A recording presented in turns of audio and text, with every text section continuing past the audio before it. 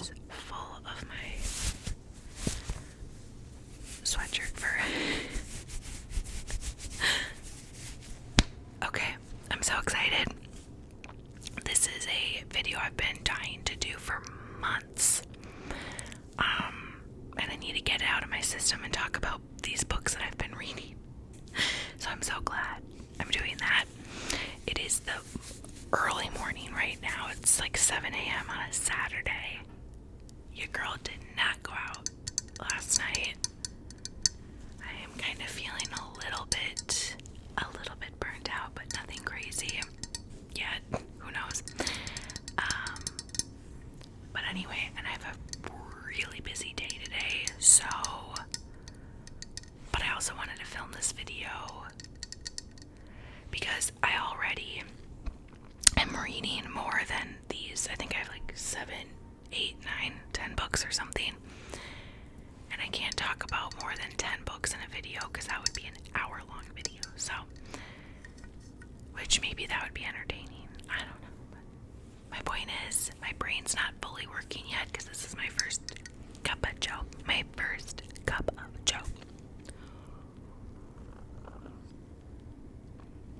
I hope you don't mind that I'm going to be drinking coffee throughout this.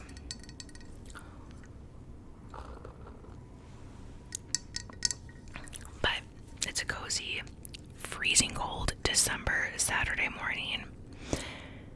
And I'm feeling so cozy and in a good mood to talk about books, so I'm excited.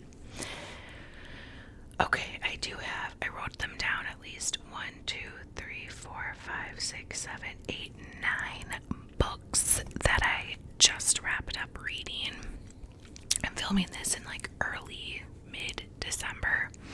So, these are kind of the books I've read up until now. Like I just finished my last book, and last night I started to read a couple more. Doesn't matter. Anyway. Okay, I'm gonna go onto my Kindle, and pick a book there. I gotta go to my library. Let's see. I don't even know if I said what I was doing yet. I'm talking about all the books I've read recently, giving my ratings, my thoughts, my feelings, my review, everything like that. Okay, so here is my library.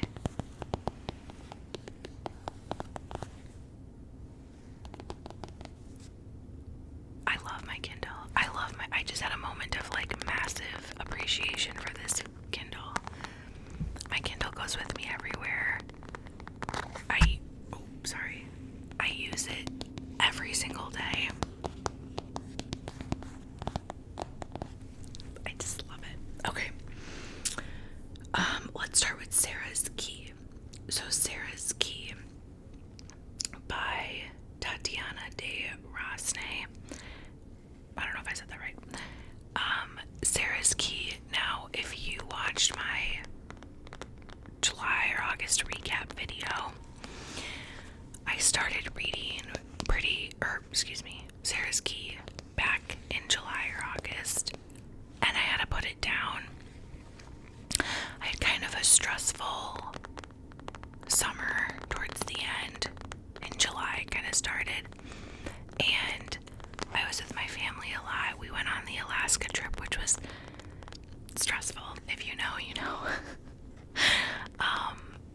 And Sarah's Key is a very, very dark, sad historical fiction, but it's historical fiction, but the events that happened are real.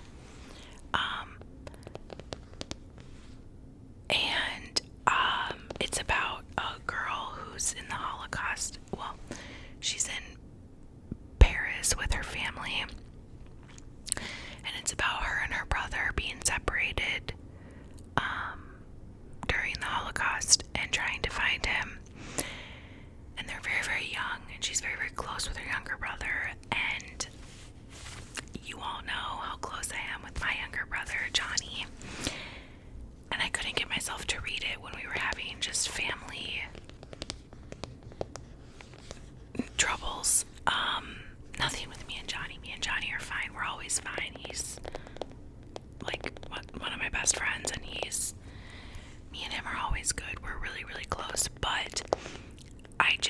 that only adds more to, like, I can't read a book about a sister and a younger brother. Even right now I could get emotional. Like, it's really, really sad. So I put it off and I stopped reading it. Then I picked it up like 2 months later, read the whole thing and watched the movie, because there's a movie now, and it was really good. I was crying so much throughout the book. It was a beautiful story. Sad, heart-wrenching, despicable story, but beautiful storytelling. And watched the movie, which was good. I mean, Tale as Old as Time, nowhere near as good as the book, but the main actress who plays the main character just was not that good of an actor. And you all know I'm a critic, so I couldn't really love it. But anyway, yeah, it's a really good book, really well written. Yeah. So after Sarah's Key, I needed a palette cleanser. Palette cleansers I have in my notes app. It's just books that are surface level, easy reads, quick romances, quick stories that I know won't be that hard for me to read. Like, I read mostly historical fiction, political books, history books, points of dark parts of history, but I enjoy that. It makes me learn, and I love learning and knowing what happened in history and what's going on today and whatever. But they're heavy and dark. So I read palette cleansers in like a weekend, or like the 2 or 3 days after I read a book, to just make me like feel, you know, read some spice, read some surface level things. So after Sarah's Key, I needed that. So I read Corrupt. Oh. Corrupt by Penelope Douglas. Now, this is going to be a quick review, because I didn't like it. The writing was bad. The story was bad. It wasn't a palette cleanser by any stretch of the imagination. It was actually like dark and low-key, like had essay in it. So, was it an easy read? Yes. Did I read it in like 2 to 3 days? Yes. Did I like it? No, but it did its job. It got me to stop thinking about Sarah's Key and on to the next book. So, a win is a win.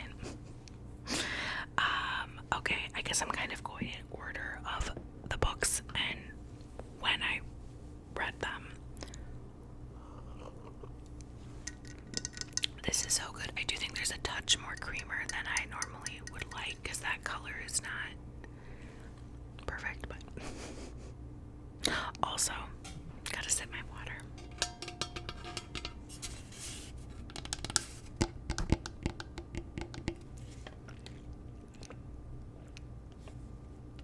If you have water nearby, you know what I'm gonna say.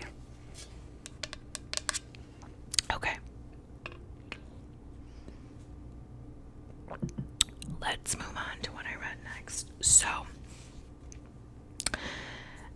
after that, I didn't write them down in order, so I'm gonna have to cross it out with Sarah's Key, Corrupt. Okay. Next was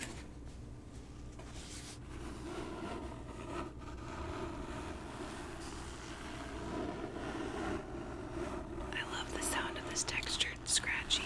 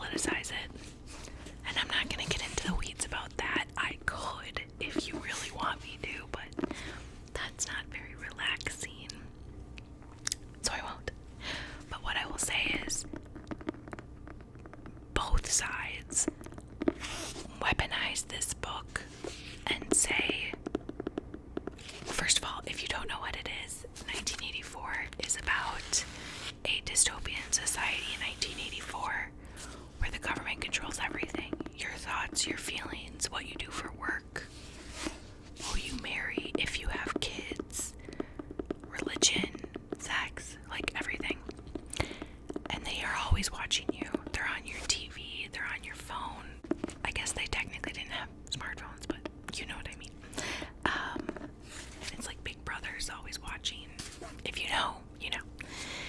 But in America, and this takes place in actually the UK, and well, it's a fictional made-up dystopian world, so it's not actually the UK, but if you were to compare it to any present-day place, it would be the UK.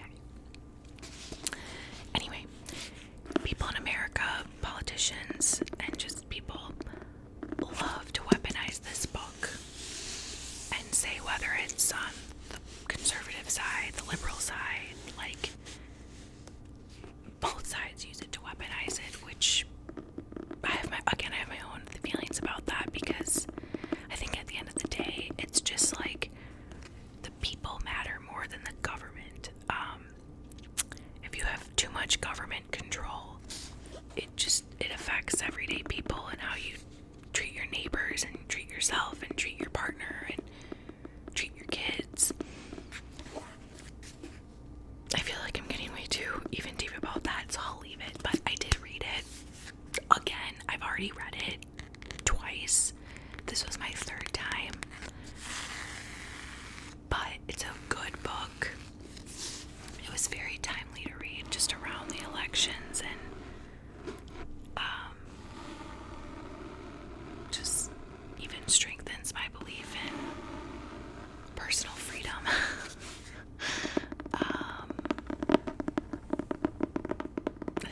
It's just a phenomenal book, extremely well written, and I like to reread books, so there you go.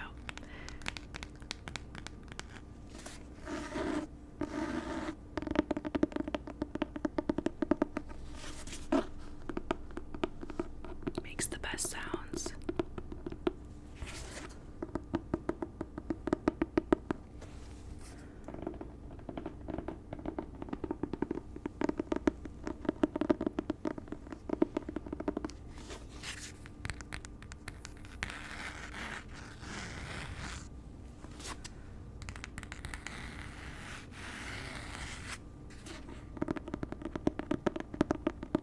Okay.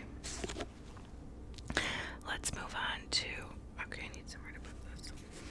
Alright, next I read, and this was just the best book I've ever read, so I read The Night Circus. I've already mentioned this before and talked about it, so I won't go too into detail. All I will say was I needed this. It was such a magical, emotional, like intellectual book to read.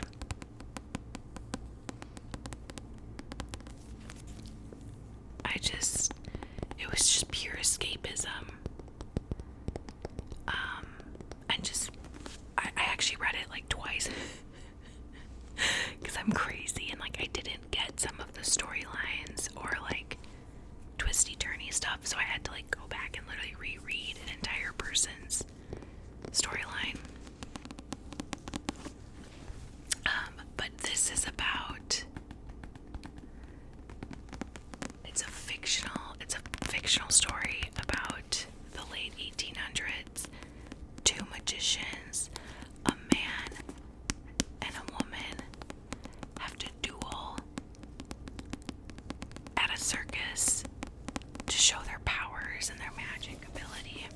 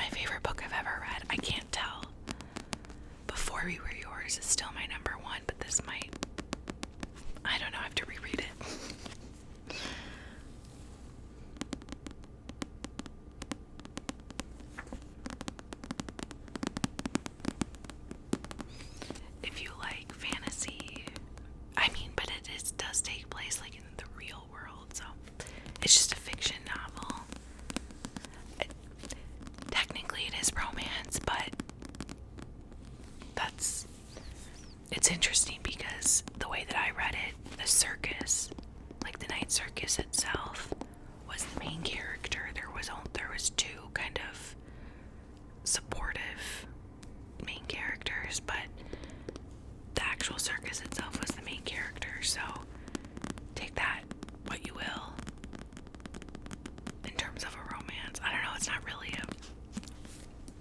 just read it, you'll love it. Okay.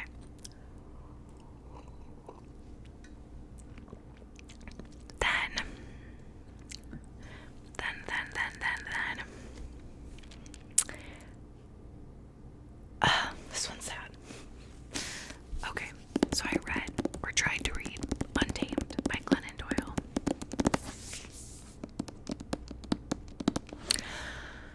I'll be honest, I DNF'd this. I DNF'd it. I was really excited for it. DNF'd it after maybe like 130, 40 pages. So I read a good chunk, maybe like a little bit over a third. It's about Glennon Doyle's path to her free life of being the sexuality that she was always meant to be, of being the woman she was always meant to be, being the friend, partner, mother. Her kind of late coming of age story about finding her voice, which is beautiful.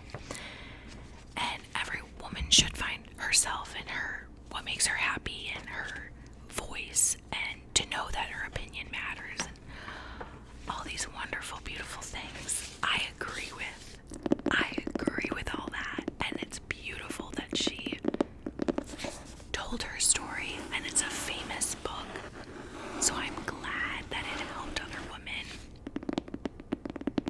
With that being said,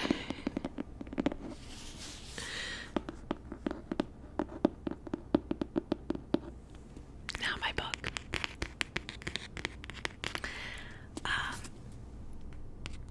It was a little bit too, like, roar like a lion, like, do all these things, scream, be loud, don't be afraid, you know, like very inspirational, or trying to be motivational and inspirational, you know, breaking out of that childhood or younger girlhood mantra of like, be a good girl. Girls are told to be good, to be quiet, and you have to, you know, fight out of that. You have to be untamed. Again, all that's great in theory. Okay, I believe in all that. And I want my niece to feel that way. The difference is, I'm already like that. I'm a very loud, opinionated, you know, what's the phrase, like, goes to the beat of my own drum. I was never raised to be quiet. I was raised by, well, I'm really not going to get into the weeds about this, but primarily by a single dad. And I have two amazing brothers, and I have an uncle, and boy, like, I was just surrounded by a lot of men, but they were amazing and always told me to stand up for what I believe in.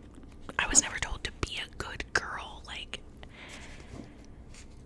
I just was never raised like that. I went to school, made friends, we were all loud and crazy. You know, when she talks about like having the idea stuffed down your throat of like, you go to college, you get married, you have a baby, and then that's it, you're a mother, you're a wife. I've never thought that. I was never raised to think that. My dad always just told me, do whatever you want that makes you happy. Like, I don't know, I never fit the mold of, and this is not me being pick me, I sound so pick me right now. I'm just explaining how this book did not relate to me. I mean, I don't do anything. Didn't follow it. I didn't marry my college boyfriend. I didn't have a baby right away. I'm not a wife and a mother. I don't know if I ever want to be a wife or a mother. That's something I'll think about if the time comes. I moved to Spain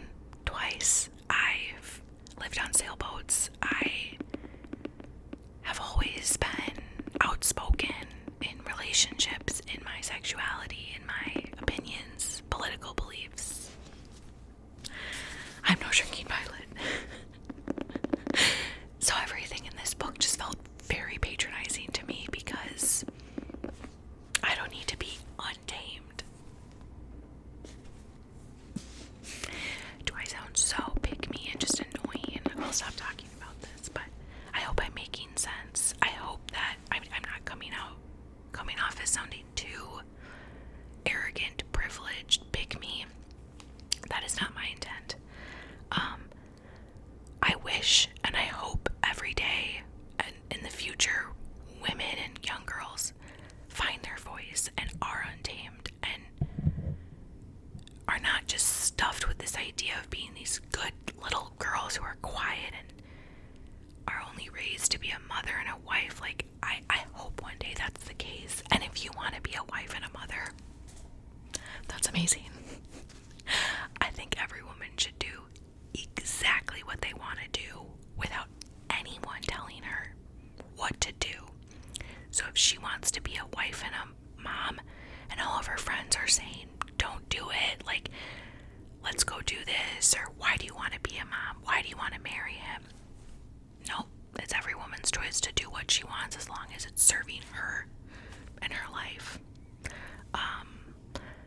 So I hope every woman, girl feels that way in her life. I was just lucky enough to be raised, or fortunate enough, because it's not luck. My dad worked super hard to be an amazing dad, but I was fortunate enough to be raised by mostly men, but women too. My stepmom, my biological mom, who are just amazing, strong, women. My biological mom is the definition of a free spirit. Like, she would travel around Europe with her friends, and my stepmom is just the most powerful, intelligent woman I've ever met and doesn't back down to anything. And my dad's not threatened by that. I was raised with men not being threatened by strong women, so everyone I've ever dated thinks I'm loud. I am loud and annoying, but they've never tried to put me in a box. And I know I'm probably just lucky or fortunate, but I had to DNF it. I couldn't get through it. It was just like condescending to me. We're done. We'll move on. That was a long review. I've got to calm down. I'm getting heated. But the next book is another controversial thing, so I'm just digging my grave, I guess, right now. Okay. Next book I read was American Nations.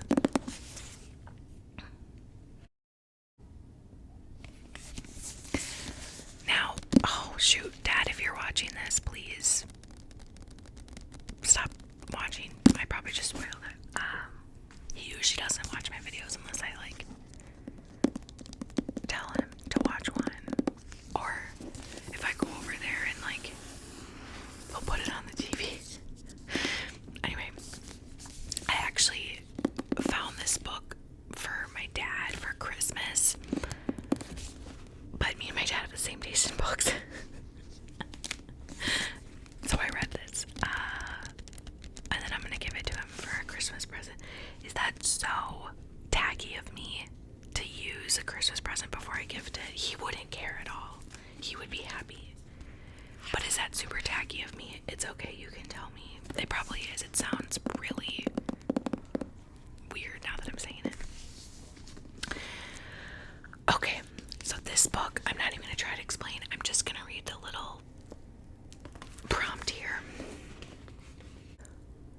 For the last half century, the fault lines between North America's regional interests have been growing ever wider, fueling cultural wars, constitutional struggles, and alarmingly frequent pleas for unity.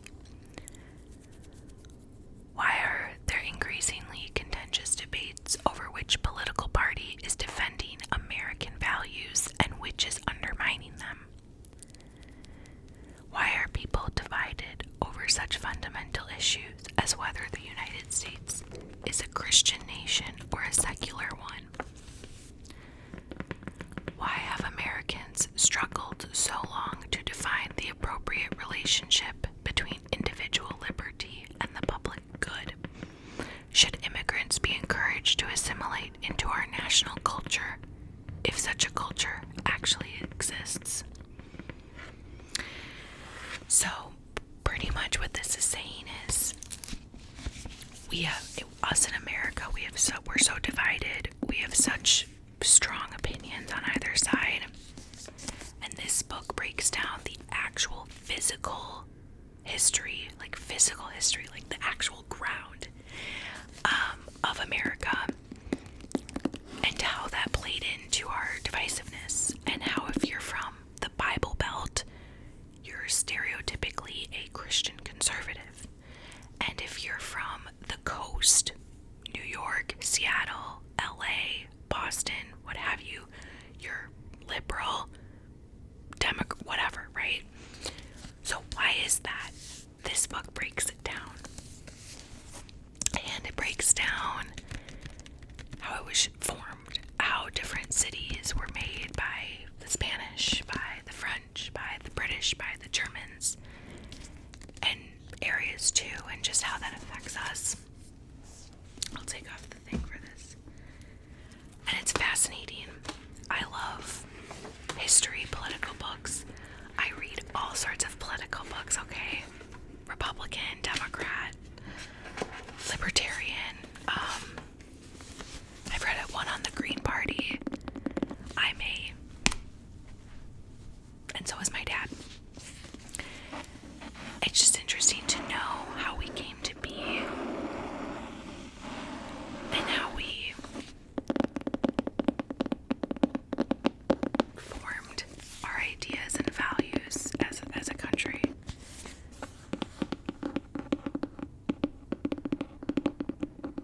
And especially with like immigrants, you know, I'm really not going to get into my views on this, but I will say this book really does break down like we're a country built on immigration. My family, immigrants, came from Italy and Ireland in the 1919 to New York City. And then my dad ended up moving to the Midwest, which is why I'm still here, but my whole family's in New York or Florida. So yeah, it just breaks everything down. Why we trust certain groups of people, why we distrust others. And it's just evolutionary, it's geographical, agricultural.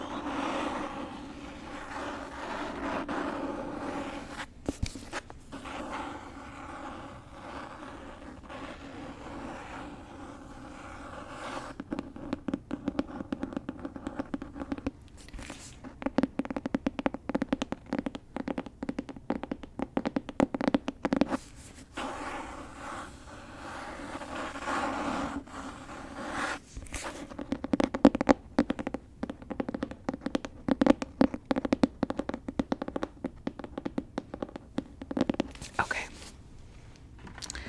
Enough political talk for this video. You're probably like, Jenna, I would rate that. Oh, I haven't even rated stuff yet. So, American Nations, 10 out of 10. Sarah's Key, 8.9 out of 10. It's too sad and it's about siblings, so I can't give it a 10 out of 10. Corrupt, 4 out of 10. Night Circus, 10, a million out of 10. Untamed, 2 out of 10 for me. I think it's an 8 out of 10 for people that need to hear that message, but for me, 2 out of 10. 1984, 9.5 out of 10. Okay, what else? Alright, I've talked about that. I'm literally crossing it off as we go.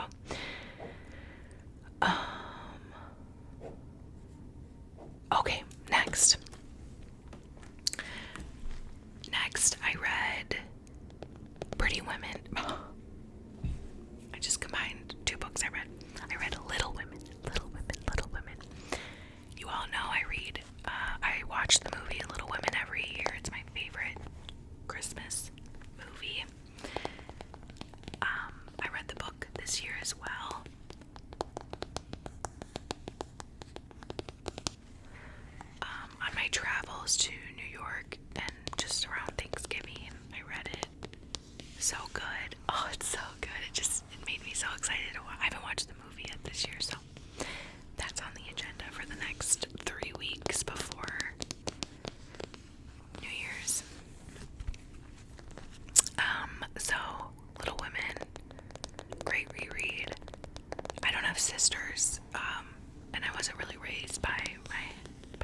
So I love reading stories about that, which I think is, not to get like unpacking my childhood trauma, but like I think that's why I also really relate to Gilmore Girls, and I'm obsessed with Gilmore Girls.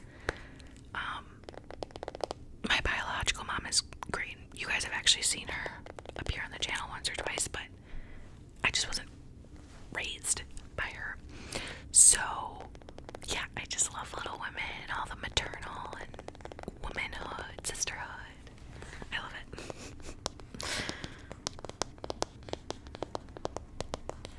And it just makes me think of Timothée Chalamet, because he's in the movie, and he's gonna be in the new Bob Dylan biopic, whatever.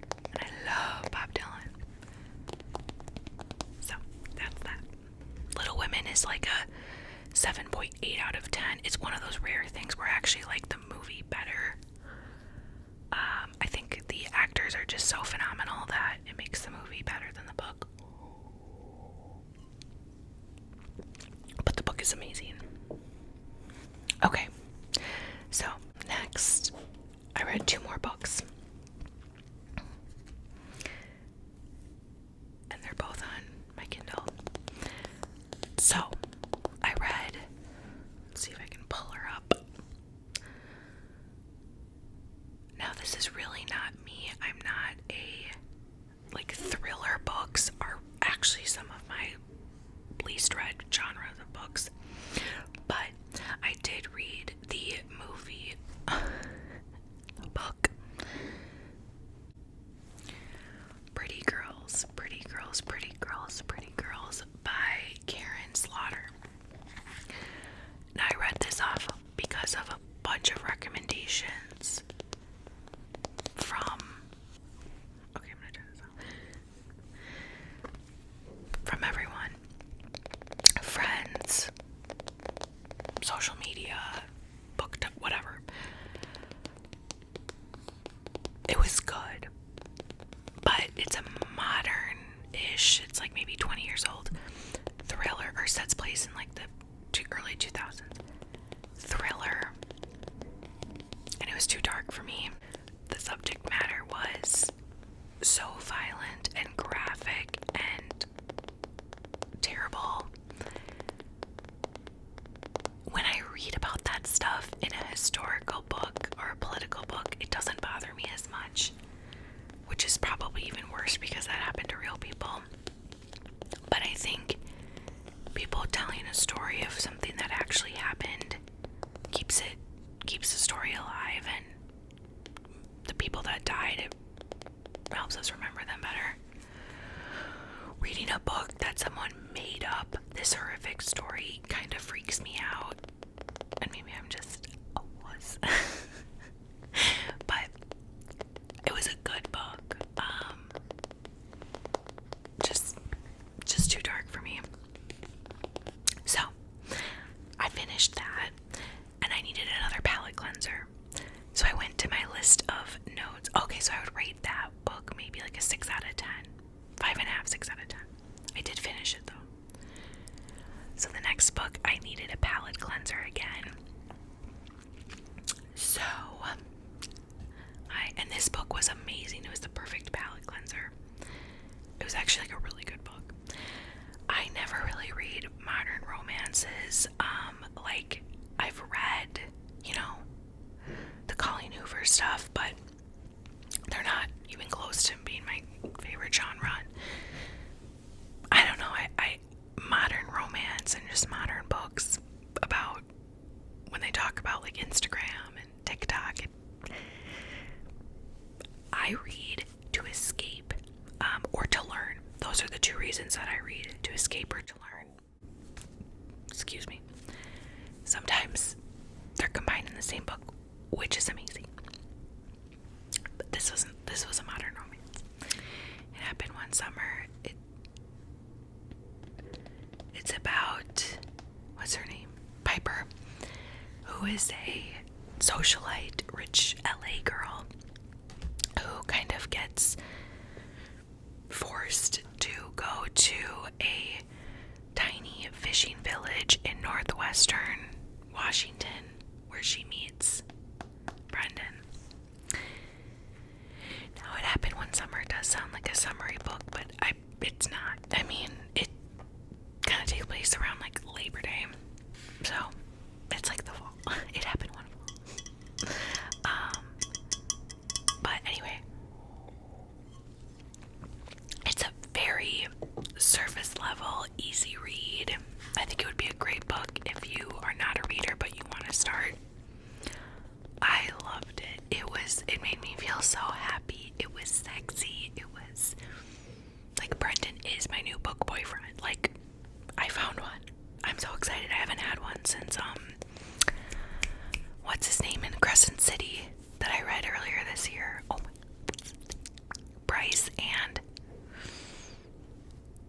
this is gonna bother me. Oh my gosh, it's probably in my Kindle. Anyway, I'll pop it up on the screen. You guys know. But Brendan is my new book boyfriend, and he's so, I love him. I loved it. It was, this rich, high maintenance socialite, bratty girl, and then this rugged, salt of the earth, fishing dude. Perfect. The damsel in distress is not my favorite trope. I will say that. It did have a couple versions of that in it, which is not my favorite, like, at all. But Brendan handled it nicely, and I loved it. Super fun book to read, and it cleansed my palate from pretty girls, so a win-win.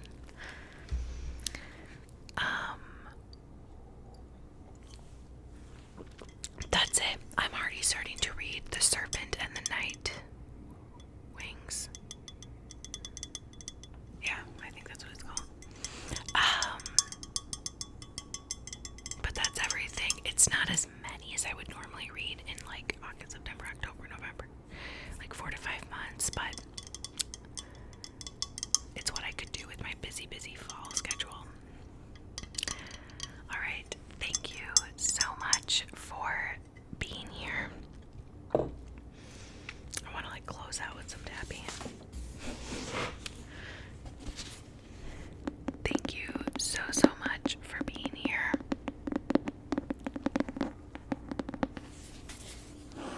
Let me know if you have any book recommendations or if you have read any of these books. I have read all of them, so go ahead and tell me your actual thoughts. And we'll see what my next one is. Thank you. I hope you have an amazing rest of your day or night. I will see you in the next video.